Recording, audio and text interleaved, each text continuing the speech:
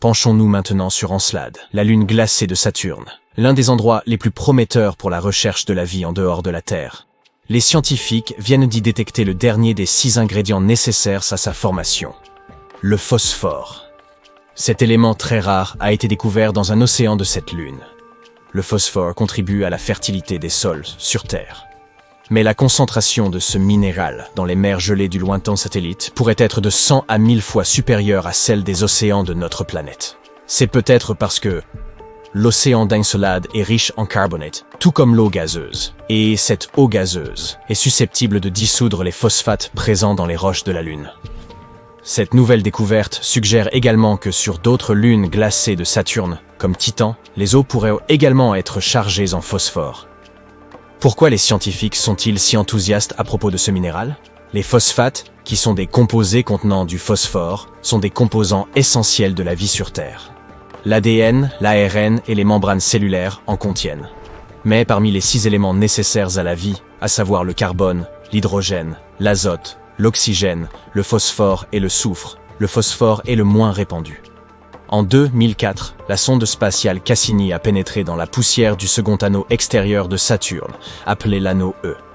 Cette poussière s'est constituée d'éclats de glace éjectés par Encelade. Il s'est constitué de grains de glace éjectés par Encelade. Et en étudiant ces grains, examinés par le Cosmic Dust Analyzer de Cassini, les chercheurs ont détecté du phosphore. Encelade est la 6e plus grande lune de Saturne. Elle n'est pas vraiment grande. Elle ne fait que 500 km de diamètre. Elle serait donc assez petite pour tenir à l'intérieur de l'Arizona. On devrait essayer ça un jour. Il est intéressant de noter que lorsque la sonde spatiale Cassini est arrivée pour la première fois sur Saturne, les astronomes pensaient qu'Encelade serait une boule de glace gelée. Puis, surprise! Ils ont repéré des panaches de particules glacées et de vapeurs d'eau s'échappant de geysers à la surface de cette lune. Il est apparu clairement qu'il existait un océan global entre son noyau rocheux et son enveloppe glacée. Les mêmes chercheurs avaient précédemment découvert que la lune de Saturne pourrait également abriter des molécules organiques complexes. Auparavant, les scientifiques pensaient que les phosphates pouvaient être piégés dans les noyaux rocheux d'Encelade et d'autres corps similaires. C'est pourquoi les travaux les plus récents, qui laissent entendre que les phosphates pourraient également abonder dans l'océan, ont été une véritable surprise. Des chercheurs ont examiné 305 grains de glace provenant de l'anneau E de Saturne et ont découvert que 9 d'entre eux contenaient des phosphates. Et ces résultats étaient un clair et net.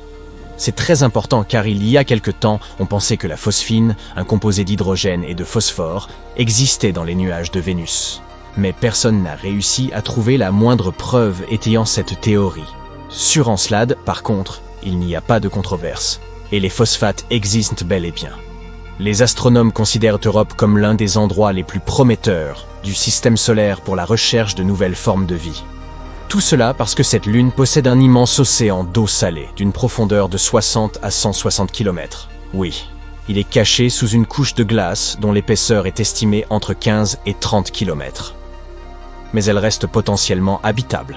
Les astronomes affirment que des panaches d'eau jaillissent dans des fissures de cette couche de glace et libèrent le contenu de l'océan lunaire dans l'espace. Bien entendu, il sera difficile pour toute mission en quête de vie organique d'accéder à un environnement aussi profond. Le bon côté des choses, c'est que les scientifiques disposent déjà d'éléments indiquant qu'il existe des bassins beaucoup plus superficiels, qui se trouveraient donc probablement beaucoup plus près de la surface de la Lune. Ils pourraient même se trouver à moins d'1 kilomètre sous la glace. Cette nouvelle est doublement réjouissante. Tout d'abord, elle accroît les chances d'existence d'une vie sur Europe. Et deuxièmement, si c'est bien vrai, cela peut faciliter les missions futures visant à trouver ces formes de vie, du moins s'il y en a. Ensuite, nous avons Titan, la plus grande lune de Saturne. Elle est plus petite et sa gravité est plus faible que celle de la Terre. Mais elle nous rappelle encore notre planète. Comme sur Terre, l'azote domine son atmosphère. Titan est le seul autre monde de notre système solaire à posséder des lacs et des rivières. Ces masses d'eau sont constituées d'hydrocarbures, de méthane et d'éthane. Il existe également un océan d'eau souterrain. Mais il est situé très profondément, et personne n'a encore déterminé si cet océan entrait en contact avec quoi que ce soit de la surface. Si tel est le cas, il pourrait fournir matière à la vie après s'être mélangé à la chimie complexe de la surface. Mais Encelade et d'autres lunes glacées ne sont pas les seuls endroits du système solaire susceptibles d'abriter ou d'avoir abrité la vie. En 2003, Mars Express, une sonde lancée par l'Agence spatiale européenne, a découvert du méthane dans l'atmosphère de Mars. Sur notre planète, la majeure partie de ce gaz atmosphérique est produite par des créatures vivantes, par exemple par le bétail qui digère la nourriture et émet, tu sais, des gaz. Cependant, les scientifiques pensent que ce méthane a été stable dans l'atmosphère martienne pendant environ 300 ans. Et puis, en 2006, le méthane avait presque entièrement disparu de la planète rouge, et cela s'est produit 600 fois plus vite que ne le prévoyaient les projections des chercheurs. La question est de savoir ce qui a généré ce gaz et où il a bien pu passer. Un autre mystère martien concerne les microbes qui pourraient dormir sous la surface de Mars. Ils pourraient y avoir été protégés des radiations de l'espace pendant des millions d'années. Des scientifiques ont simulé les conditions régnant sur Mars dans un laboratoire pour vérifier si cela pouvait être vrai. Ils ont été stupéfaits de découvrir que des bactéries pouvaient facilement survivre dans de telles conditions pendant 220 millions d'années.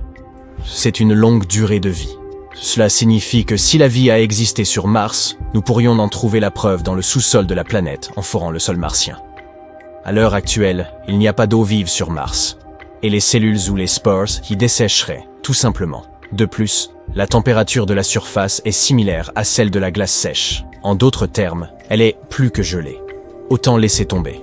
Pourtant, 6 types de bactéries et de champignons pourraient vivre sous terre sur la planète rouge. Le plus probable d'entre eux est surnommé Conan la bactérie, en raison de sa nature coriace. Enfin, c'est l'avenir qui nous le dira. Quoi qu'il en soit, si nous ne trouvons pas de vie en dehors de la Terre dans notre système solaire, nous pourrions probablement en chercher sur des exoplanètes. C'est ainsi que l'on appelle les planètes situées en dehors de notre système stellaire. Certaines d'entre elles semblent très prometteuses. L'exoplanète la plus proche de la Terre est Proxima Centauri b. Elle se trouve à seulement 4,2 années-lumière de la Terre. Récemment, les astronomes ont découvert que ce monde pourrait ressembler à la Terre encore plus qu'ils ne l'avaient imaginé. Cette planète est seulement 17% plus massive que la nôtre. Elle est en orbite autour d'une étoile plus faible et moins grande que notre Soleil. Proxima Centauri b se trouve au milieu de la zone habitable de l'étoile. Cela signifie qu'il y a de fortes chances que de l'eau liquide et de la vie existent sur cette planète. Il semble également que l'exoplanète soit verrouillée par son étoile parente. L'un de ses côtés fait face à l'étoile en permanence. L'autre est toujours plongé dans l'obscurité. Les scientifiques n'ont pas encore déterminé si la planète possédait une atmosphère. Elle voyage trop près de son étoile et parcourt son orbite en seulement 11 jours terrestres. Le rayonnement de l'étoile pourrait arracher l'air de la planète. Si tel est le cas, Proxima Centauri b ne devrait pas avoir d'eau liquide à sa surface. Gliese 832c se trouve à 16,2 années-lumière de la Terre, à l'échelle du cosmos. C'est un jet de pierre. Cette exoplanète est 5 fois plus massive que la Terre et voyage beaucoup plus près de son étoile mère. C'est pourquoi une année sur celle-ci ne dure que 36 jours. Mais comme cette étoile est une naine rouge, beaucoup plus froide et plus faible que le Soleil, Gliese 832c reçoit autant de lumière et de chaleur que notre propre planète. En même temps, on ne sait toujours pas si elle est semblable à la Terre. La planète possède probablement une atmosphère beaucoup plus épaisse qui crée un emballement de l'effet de serre.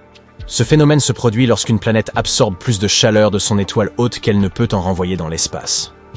En d'autres termes, Gliese 832c ressemble davantage à la brûlante Vénus qu'à notre Terre, relativement froide.